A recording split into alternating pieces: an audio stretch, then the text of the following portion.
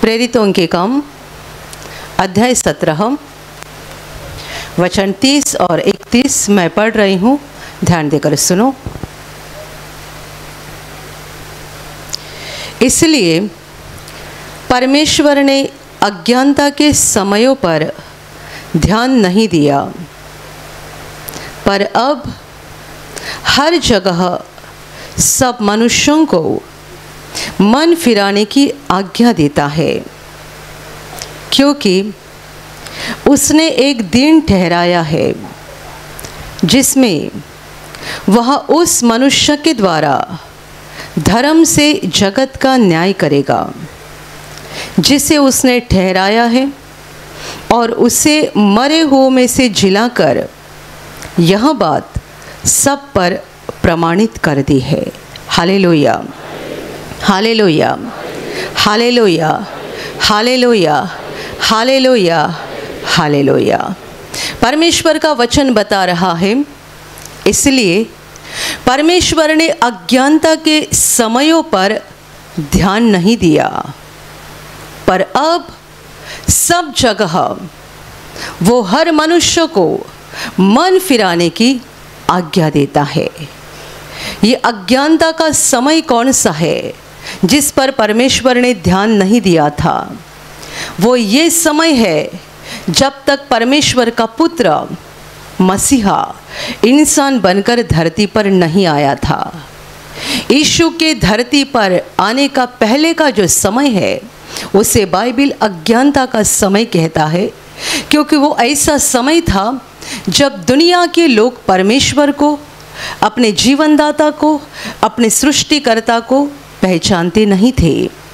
और इसलिए उन सारे समयों को बाइबल अज्ञानता का समय कहता है। मनुष्य अज्ञानी था और अज्ञानी होने के कारण वो अपने मन के बुरे विचारों के अनुसार चलता था। ये था अज्ञानता का समय जिस पर परमेश्वर ने नज़रअंदाज किया, परमेश्वर ने ध्यान नहीं दिया, परंतु अब सब जगह पर वो हर मनुष्य को मन फिराने की आज्ञा देता है। जब तक क्रूस के बलिदान के द्वारा मुक्ति धरती पर नहीं आई थी, तब तक ये अज्ञानता के समय पर परमेश्वर नज़रअंदाज कर रहा था। लेकिन जैसे ही परमेश्वर का पुत्र धरती पर आ गया और उसने मानवता की मुक्ति के लिए अपना लहू बहाकर बलिदान किया, तब से अभी परमेश्वर सब जगह पर हर मनुष्य को आज्ञा दे रहा है, मन फिराओ, लौट आओ और अपने टेढ़े रास्ते को बदलकर परमेश्वर के रास्ते से चलना शुरू कर दो। Hallelujah, hallelujah. आगे का वचन कहता है, क्योंकि उसने ऐसा एक दिन ठहराया है जिसमें वह अपने ठहराए हुए उस मनुष्य के द्वारा, यीशु को यहाँ पर मनुष्य बताया गया है, उस मनुष्य के द्वारा धर्म से जगत का न्याय करेगा। परमेश्वर ने ऐसा एक दिन नियुक्त किया है, उस दिन में वह उस मनुष्य के द्वारा यानी यीशु के द्वारा धर्म से, अन्याय से नहीं परंतु न्याय से, धर्म से जगत का न्याय करेगा। जिसे उसने ठहराया है यानी जिसको उसने नियुक्त किया है, यीशु को परमेश्वर ने नियुक्त किया है। और आगे कहता है, उसे मरे हुओं में से जिलाकर, यानी यीशु को मरे हुओं में से जिलाकर उसने इस बात का प्रमाण दिया है। Hallelujah, hallelujah, hallelujah, hallelujah. मेरे प्यारे भाइयों और बहनों, परमेश्वर ने संसार को बनाया, मनुष्य को बनाया, हर सृष्टि को बनाया। और जब परमेश्वर ने मनुष्य को बनाया अपने प्रतिरूप के अनुसार, उसके बाद मानवता का इतिहास ऐसा है कि दुनिया का पहला मनुष्य और पहली औरत केवल कुछ ही समय तक परमेश्वर के प्रेम में बने रहे, क्योंकि उन्होंने थोड़े ही समय तक परमेश्वर की आज्ञा को माना।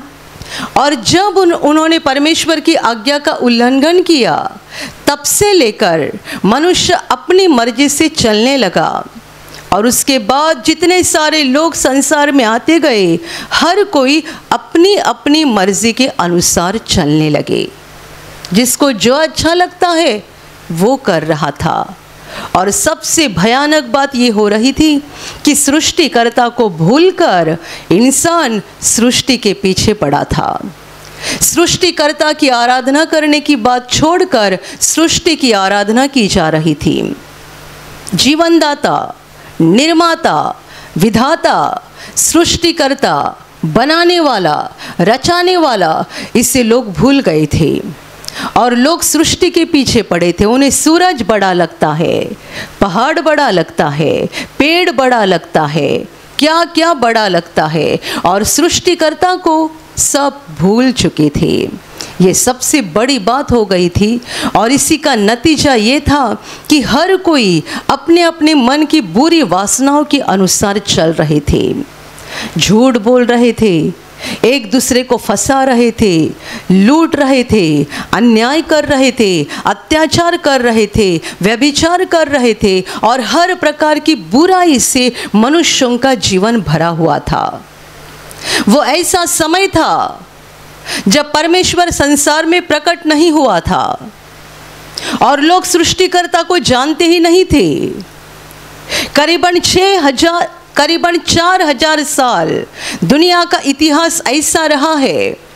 केवल पूरे संसार में एक ही ऐसा राष्ट्र था, इज़राइल, जो जीवित परमेश्वर को जानता था। ये भी उनकी भलाई नहीं थी, परंतु उनका बाप अब्राहम, उसकी धार्मिकता थी, जो परमेश्वर से प्रेम करता था और अब्राहम को परमेश्वर ने चुना और उसके द्वारा इज़राइल राष्ट्र का निर्माण हो गया। और इसीलिए इज़राइल के लोग जीवित परमेश्वर को जानते थे। जानते तो थे लेकिन काम उनके भी बुरे थे। जानते तो थे लेकिन वे भी अपने मन की वासना के अनुसार चलते थे। पूरा संसार पापों से भरा हुआ था। ऐसा 4000 साल धरती पर होते रहा और 4000 साल के बाद परमेश्वर ने अपने पुत्र को, यीशु को धरती पर भेजा। यीशु मसीह परमेश्वर का पुत्र है, यानी वो प्रकाश से निकला हुआ प्रकाश है, परमेश्वर से निकला हुआ परमेश्वर है, जिसने देह धारण किया और इसीलिए उसे मनुष्य का पुत्र कहा गया, क्योंकि वो मनुष्य बनकर धरती पर आया। परमेश्वर का वचन कहता है कि परमेश्वर को कभी किसी ने देखा नहीं है, परंतु जो इकलौता जन्मा हुआ, जो परमेश्वर पिता की गोद में है, उसी ने उसे दुनिया के सामने प्रकट किया है। जब यीशु मसीह इंसान बनकर धरती पर आया, तब उसने जीवित परमेश्वर की पहचान मानवता को कराई। परमेश्वर कैसा है, उसके विचार कैसे है, वो रहता है कहाँ पर, करता है क्या, वो हमारे बारे में क्या योजनाएं बनाता है, उसकी हमारे बारे में क्या इच्छा है। परमेश्वर की सारी बातें यीशु मसीह ने दुनिया के सामने प्रकट की और अंत में मनुष्यों को पापों से बचाने के लिए उसने क्रूस पर बलिदान किया, क्योंकि बाइबल कहती है बिना लहू बहाए पापों की क्षमा नहीं होती है। पापी मानवता को पापों की क्षमा पाने के लिए लहू की ज़रूरत थी और कोई मनुष्य अपने लहू के द्वारा शुद्ध नहीं हो सकता है, क्योंकि हम पापी होने के कारण हमारा लहू भी पापी है। तो हमें पापों से शुद्ध होने के लिए पवित्र लहू की ज़रूरत है। बाइबल कहती है कि लहू में, खून में जीवन होता है, इसलिए ये लहू ही हमें पापों से शुद्ध कर सकता है। लेकिन वो लहू तो पवित्र होना चाहिए। किसी जानवर का लहू हमें शुद्ध नहीं कर सकता है और ना ही हमारा खुद का लहू हमें शुद्ध कर सकता है, क्योंकि हम पापी हैं। और इसीलिए तो परमेश्वर खुद इंसान बनकर धरती पर आया और उसने अपना लहू बहाया। वो पवित्र था, उसने अपनी पूरे जिंदगी में एक बार भी पाप नहीं किया। उसका जन्म पवित्रता से हो गया। 33 साल वो इस धरती पर पवित्रता से रहा और उसने अपने पवित्र लहू को बहाकर पूरे मानवता को पापों से आज़ाद कर दिया। हालेलुया। Hallelujah, hallelujah. वो क्रूस पर मरा नहीं, उसने मौत को सह लिया। जो मरता है वो हमेशा के लिए दिखाई देना बंद हो जाता है।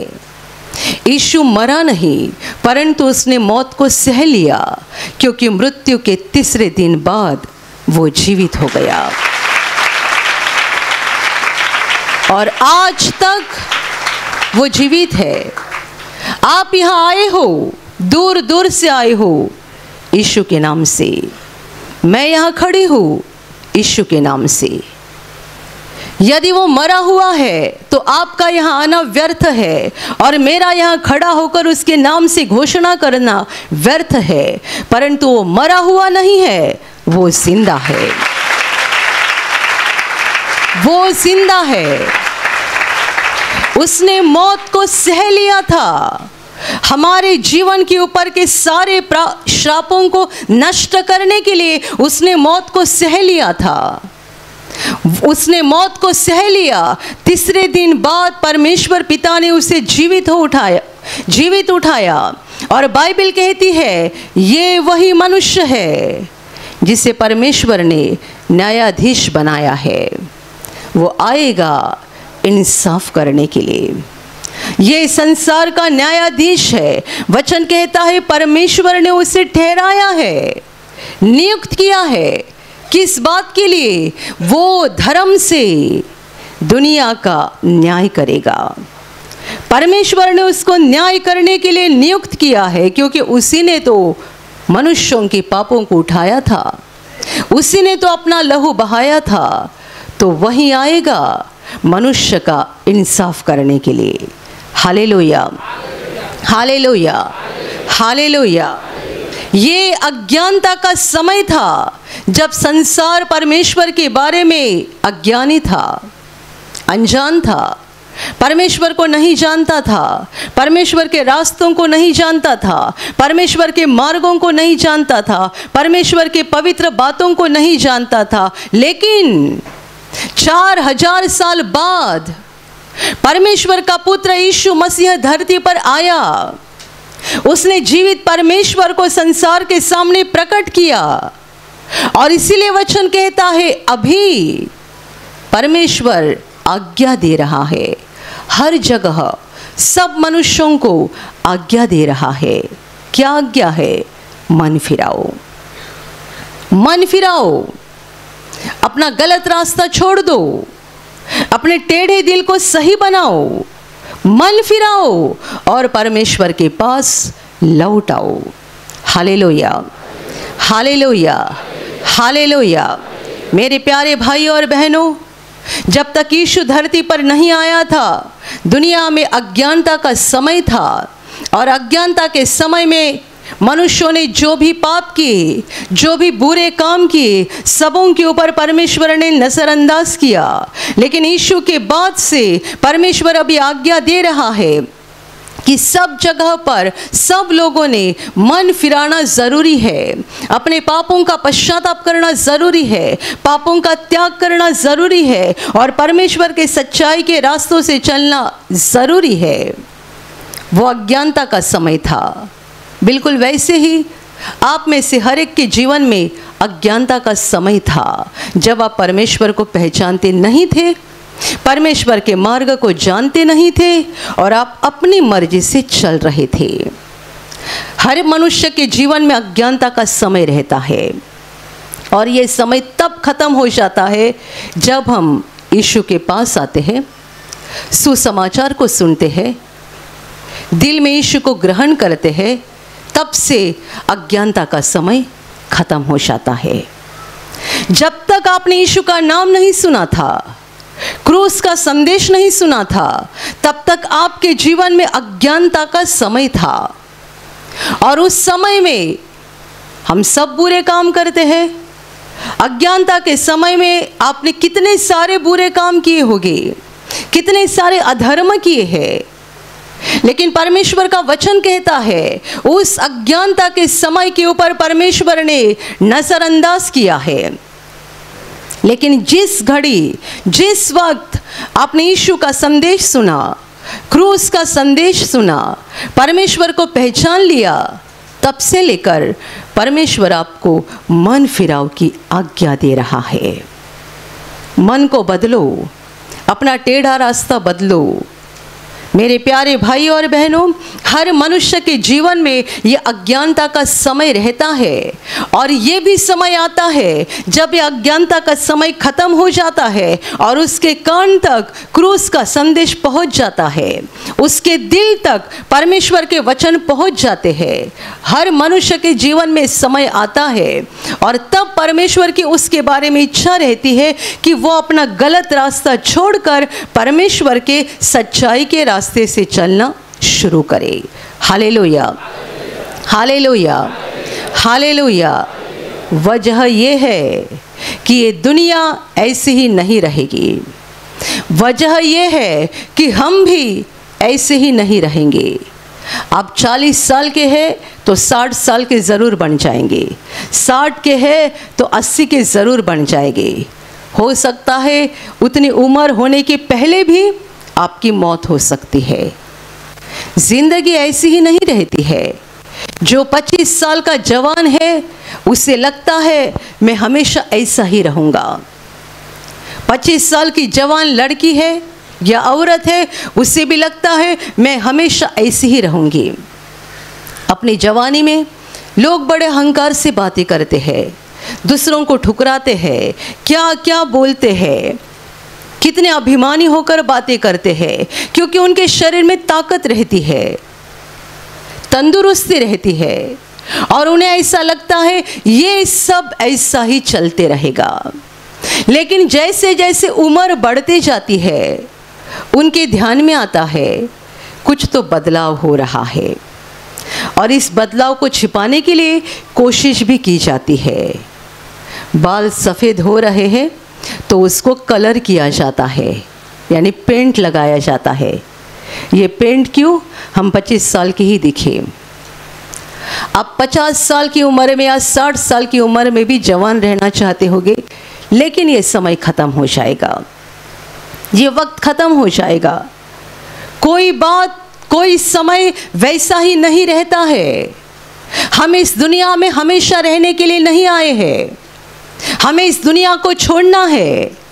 और इन सब से ऊपर की बड़ी बात यह है, दुनिया भी खत्म होने जा रही है, और इसके कितने सारे चिन्ह हम दुनिया भर में देख रहे हैं, कितने सारे चिन्ह। मैं हमेशा कहती हूँ, विज्ञान की इतनी बड़ी तरक्की हो गई है तो बीमारियां बढ़ती क्यों जा रही है? पुराना समय था जब लोग दवा के बारे में कुछ जानते नहीं थे, कोई वैज्ञानिक तरक्की उन्नति हुई नहीं थी, तो लोग कुछ जानते ही नहीं थे, और बोला जाता था इसीलिए उस ज़माने में लोग बीमारी के कारण मर जाते थे। तो बताओ, आज के समय बीमारी के कारण लोग मरते हैं या नहीं मरते? सही जवाब ये है, पहले से अभी ज़्यादा मरते हैं। पहले 80 साल का बुजुर्ग व्यक्ति भी खेती में काम करता था। 80 साल का बुजुर्ग खेती में काम करता था, झुककर अपनी खेती करता था। अभी 35 साल भी नहीं हुआ है, कमर में दर्द है, सारा काम खड़ा रहकर करना पड़ता है, कमर से थोड़े भी नहीं झुक सकते हैं। वो समय था जब वैज्ञानिक तरक्की नहीं हुई थी। उस समय लोग बीमारियों के कारण मर जाते थे, ऐसा हम समझते हैं। लेकिन आज के समय क्या है? पूरे संसार भर में कितनी बड़ी तरक्की हो गई है। आप अमेरिका में जाओ, आप जापान में जाओ, वहाँ बड़े बड़े अस्पताल है। भारत की तुलना से कितनी ज़्यादा उनकी तरक्की हो गई है, कितनी भारी भारी दवाइयाँ हैं, कितने भारी भारी इलाज है। भारत के अमीर लोग इलाज के लिए अमेरिका जाते हैं, तो भी अमेरिका में लोग बीमारियों से मरते हैं या नहीं मरते? इन ऐसे समय में, इस ऐसे समय में जब विज्ञान की इतनी तरक्की हो गई है और इतनी दवा, इतना इलाज सब ढूंढ निकला है, बीमारियां क्यों बढ़ रही है? कोरोना के समय क्या हो गया? क्या हो गया? अमेरिका में आग लग गई, दिन दिन बीतते गए, कोई बुझा नहीं पाए। आप जान रहे हैं क्या हो रहा है? ये दुनिया का अंत का समय है और परमेश्वर इन चिन्हों के द्वारा अपने लोगों को सावधान कर रहा है। परमेश्वर इन चिन्हों के द्वारा अपने लोगों को सावधान कर रहा है। एक पेड़ को फूल आता है, उसके बाद उसका फल बन जाता है, छोटा सा फल। वो फल बड़ा होता है, बड़ा होता है, बड़ा होता है, पूरा बड़ा होता है, फिर पकना शुरू होता है। धीरे धीरे वो पकते जाता है और ऐसा समय आता है पूरा ही पूरा पककर वो नीचे गिर जाता है। बिल्कुल वैसे ही ये दुनिया का वो समय आया है।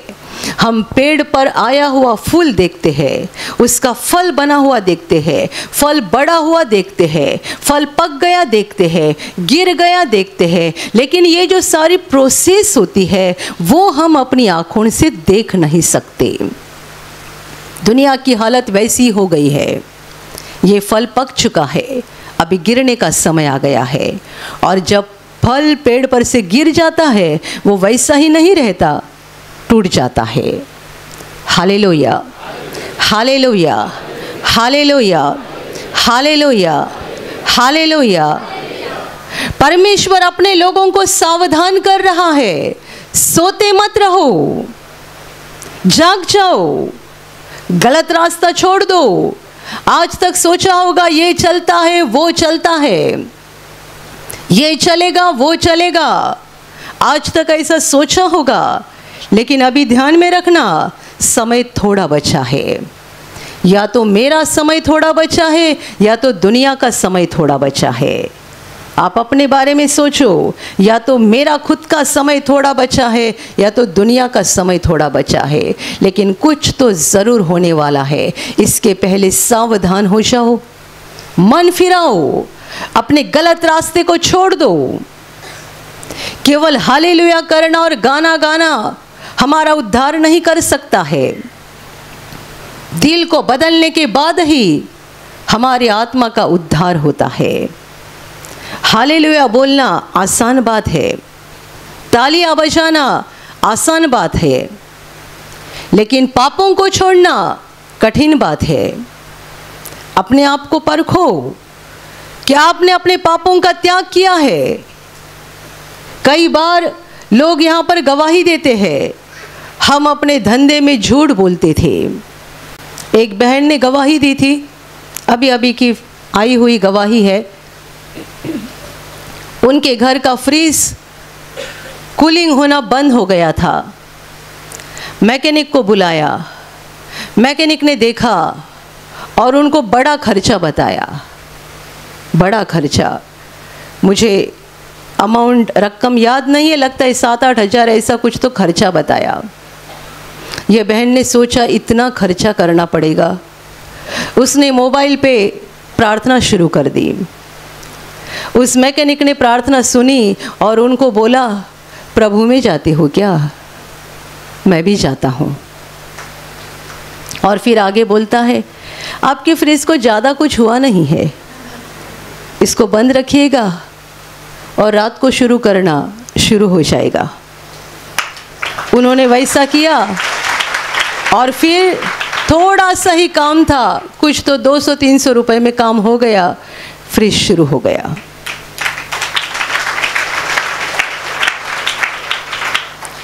Hallelujah, hallelujah.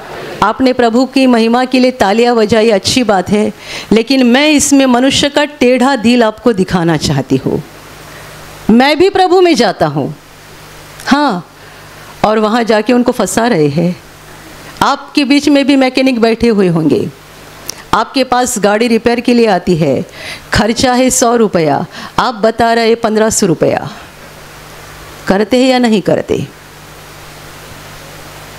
आप रिक्शा चला रहे हैं, आपके गाड़ी में पैसेंजर बैठ गए, जहाँ तक आपको उनको छोड़ना है आपको लेना है 50 रुपया, आप ले रहे 200 रुपया।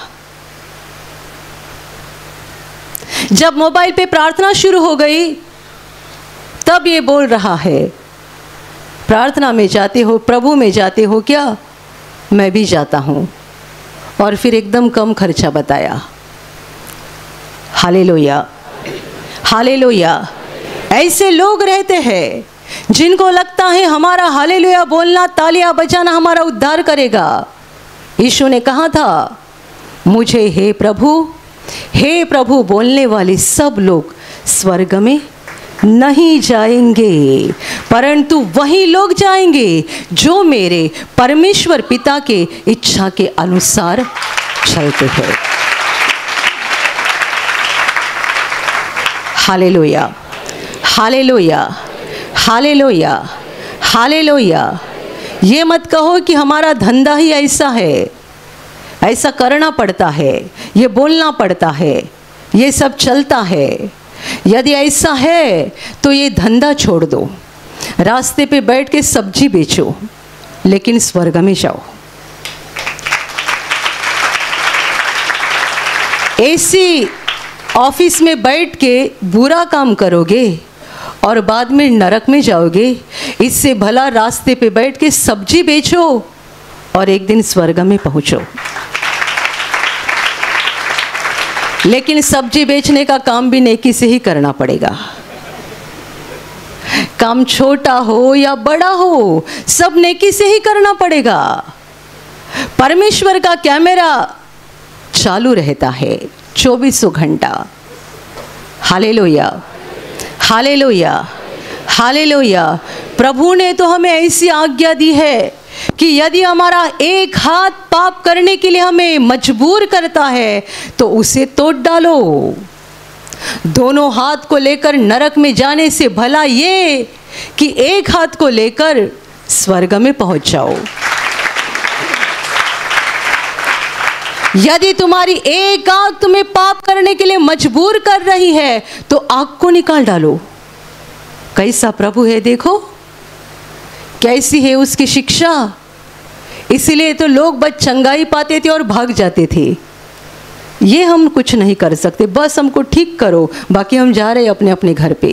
किसी को शराब पीना है, किसी को लोगों को लूटना है, फंसाना है।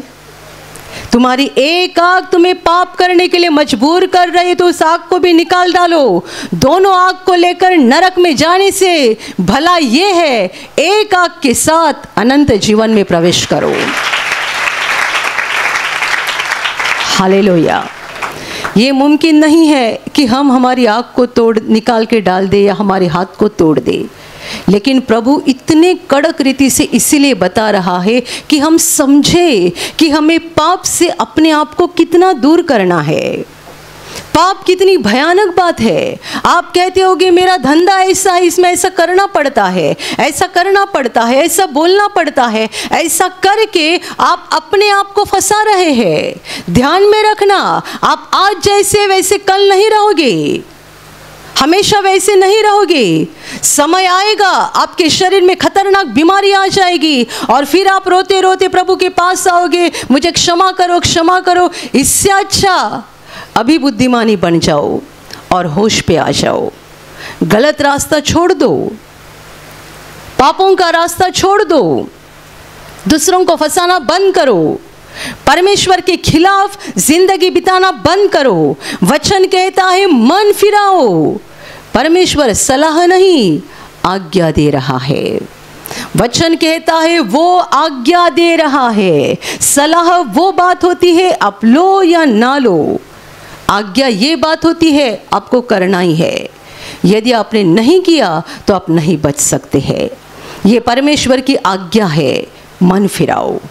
किनको आज्ञा है? वचन कहता है हर जगह सब मनुष्यों को वो आज्ञा दे रहा है।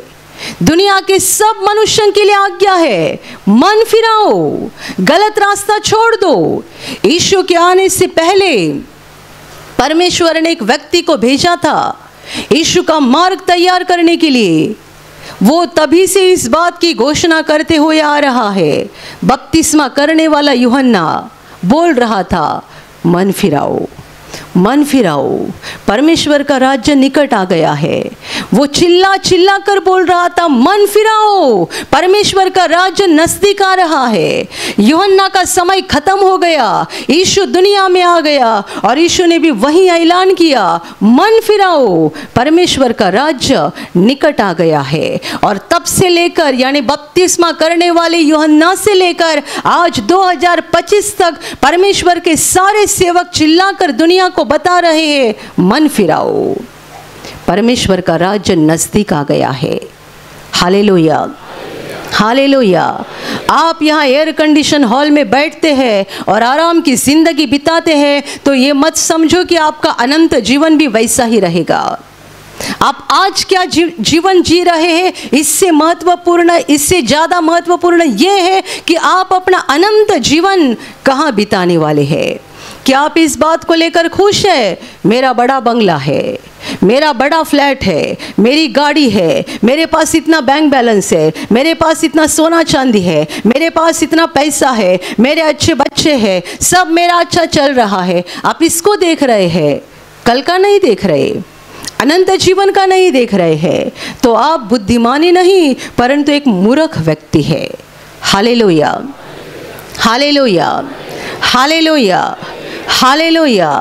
अपने टेढ़े दिल को सही बनाओ, दूसरों को फंसाना छोड़ दो, बुरी बातें आपके जीवन से निकालो, दूसरों पर तरस खाना, मदद करना, दया करना शुरू करो, क्योंकि ये परमेश्वर का स्वभाव है जो हमारे अंदर उतरना ज़रूरी है और परमेश्वर हमसे यही उम्मीद करता है, यही इच्छा रखता है कि जैसा वो है वैसे हम बने। वो जैसा सब पर प्रेम करता है हम भी प्रेम करें, वो जैसे उदारता से सबको देता है हम भी देते जाए, वो जैसी सहायता करता है, मदद करता है, वैसे हम भी सहायता करने वाले, मदद करने वाले लोग बन जाए। ध्यान में रखना, वचन कहता है परमेश्वर ने एक दिन ठहराया है, एक दिन। ये वचन तब लिखा गया था जब यीशु संसार को छोड़कर कुछ ही समय हुआ था, लेकिन आज तो बहुत बड़ा समय हो गया है। हम 2025 में है। परमेश्वर ने जो दिन ठहराया है उस दिन के हम बहुत करीब जा रहे हैं, और उस दिन वो यीशु के द्वारा धर्म से संसार का न्याय करने वाला है। कोई नहीं बचेगा, कोई नहीं। आपने बड़ा गुनाह किया होगा और दुनिया की अदालत के सामने आपका गुनाह सबूत के कारण नहीं सामने आया होगा, यानी अदालत के पास आपके गुनाह के लिए कोई सबूत नहीं मिला होगा, इसलिए आप छूट जाओगे। आपने किसी की हत्या की है लेकिन सबूत नहीं मिला तो आप छूट जाओगे। आपने किसी की हत्या की है लेकिन आपका चाचा मामा कोई बड़ा अधिकारी है तो आप छूट जाओगे। लेकिन वो न्यायाधीश जब आएगा कोई छूटेगा नहीं, कोई छूटेगा नहीं, कोई बचेगा नहीं। हर एक का इंसाफ होना है, हर एक को अपने बुरे भले कामों का लेखा देना है। छूटने वाले वो लोग हैं जिन्होंने अपने मन को फिराया, बदल दिया, परमेश्वर के मार्ग से चलते रहे, परमेश्वर के वचन को पकड़कर सच्चाई से आगे बढ़ते रहे। वे छूट जाएंगे क्योंकि उन पर इंसाफ का समय नहीं आएगा, परंतु जब इंसाफ का समय रहेगा वे यीशु के दाहिने हाथ पर रहेंगे। उन्हें पापों की क्षमा मिल चुकी है और इसीलिए उनके सारे पाप यीशु के लहू में धो गए हैं और वे सारी आत्माएं अनंत जीवन में प्रवेश करेगी। यदि आपको इस अंत के न्याय से बचना है और इस अंत के न्याय के समय यीशु के दाहिने हाथ पर खड़ा होना है और स्वर्ग में प्रवेश करना है, तो आज ही अपने दिल को बदल डालो। आज, कल की राह मत देखो, परसों की राह मत देखो, क्योंकि कोई अपनी जिंदगी को नहीं जानता है, अपने जीवन के बारे में नहीं समझता है। आज जब आप अपने कानों से ये परमेश्वर के पवित्र वचन को सुन रहे हैं, आज ही अपने जीवन को बदल डालो, अपने टेढ़े दिल को बदल डालो, मन फिराओ, सच्चे अर्थ से परमेश्वर के पास लौट आओ, अपने पापों को कबूल करो मान लो, पश्चाताप करो, क्षमा मांगो और ये सारे पापों को छोड़कर जो परमेश्वर को पसंद है वो करना शुरू करो। हो जाएगा कि आप दिन में 2000 कमाते थे, इसके बाद आप दिन में 300 या 400 रुपए कमाओगे, क्योंकि आपने सारी गलत बातें छोड़ दी ना। हो सकता है आपकी इतनी बड़ी कमाई इतनी सी हो जाएगी, लेकिन ये बातें तो नाशमान है। पैसा नाशमान चीज़ है, ये बातें तो नाशमान है। आप इसे गवाओगे लेकिन अनंत जीवन पाओगे और अनंत काल के लिए परमेश्वर के घर में अमीर बन जाओगे, धनवान बन जाओगे। हमें चुनना है कि हमें क्या चाहिए, यहाँ अमीर बनना है या परमेश्वर के घर में धनवान बनना है। Hallelujah, hallelujah, hallelujah, hallelujah. मैं समझ रही हूँ यहाँ बैठे हुए सब भाई बहन और जितने सारे यूट्यूब के माध्यम से सुन रहे हैं, अब सबों के जीवन का अज्ञानता का समय खत्म हो चुका है। आप सबों के जीवन का अज्ञानता का समय खत्म हो चुका है। इसलिए अभी आपको सावधान होकर मन फिराना जरूरी बात है। परमेश्वर के रास्तों से चलो, गलत बातें छोड़ दो। समय थोड़ा ही बचा है। आपके आसपास के लोग क्या कर रहे हैं, आपके साथ काम करने वाले लोग क्या कर रहे हैं, उनकी ओर मत देखो। आपके जीवन का अज्ञानता का समय खत्म हो गया है और परमेश्वर की आपके लिए इच्छा है कि आप अपने मन को बदलें, आप दिल को बदले और परमेश्वर के सच्चाई के रास्ते से चले। इस रास्ते से आगे बढ़ते जाओ, ताकि जब वो न्याय का दिन आएगा हम यीशु के दाहिने हाथ पर खड़े हो जाएंगे और वहाँ से अनंत जीवन में प्रवेश करेंगे। Hallelujah, hallelujah, hallelujah. और अभी प्रार्थना करने का समय है। आप विश्वास करो कि एक पल में प्रभु यीशु आपको छूकर चंगाई देगा। एक पल में वो आपके जीवन का दुख निकाल देगा और आपके आंसुओं को खुशी में बदल देगा, क्योंकि उसके लिए असंभव कुछ नहीं है, अनहोनी बात एक भी नहीं है। प्रभु यीशु आज भी जिंदा है। 2000 वर्ष पहले वो शरीर रूप में धरती पर था, आज शरीर रूप में नहीं बल्कि आत्मा के रूप में है। और दुनिया के कोने कोने में जहाँ जहाँ लोग विश्वास के साथ उसको पुकारते हैं, उसके पास प्रार्थना करते हैं, उन सबों की पुकार को प्रभु सुनता है, उन्हें चंगा करता है, उनके आंसुओं को पोंछ देता है और उनके जीवन को खुशी से भर देता है। आप भी इसी विश्वास के साथ आपके बीमार भाग पर हाथ रखो, और यदि वहाँ हाथ नहीं रख सकते हैं तो अपने सीने पर हाथ रखो। प्रभु यीशु के नाम से इसी क्षण आपके शरीर की सारी बीमारियां निकल जाए। यीशु के नाम से आपके जीवन का सारा दुख निकल जाए। शैतान का हर एक काम आपके जीवन से और आपके परिवार से पूरी तरह से नष्ट हो जाए। यीशु के नाम से, प्रभु यीशु के नाम से शैतान का सारा काम आपके जीवन से नष्ट हो जाए। सारी दुष्ट आत्माओं को प्रभु यीशु के नाम से मैं आज्ञा दे रही हूँ, इसी क्षण इन्हें छोड़कर निकल जाओ और वापस उनमें नहीं आना। इसी क्षण प्रभु का महान सामर्थ आपके ऊपर आ जाए। प्रभु का महान सामर्थ आपके ऊपर आ जाए। प्रभु का महान सामर्थ आपके ऊपर आ जाए। इसी घड़ी पवित्र आत्मा की खुशी आपके दिल में आ जाए, पवित्र आत्मा की शांति आपके दिल में आ जाए और आपका जीवन स्वर्ग की रोशनी से भर जाए। आमीन।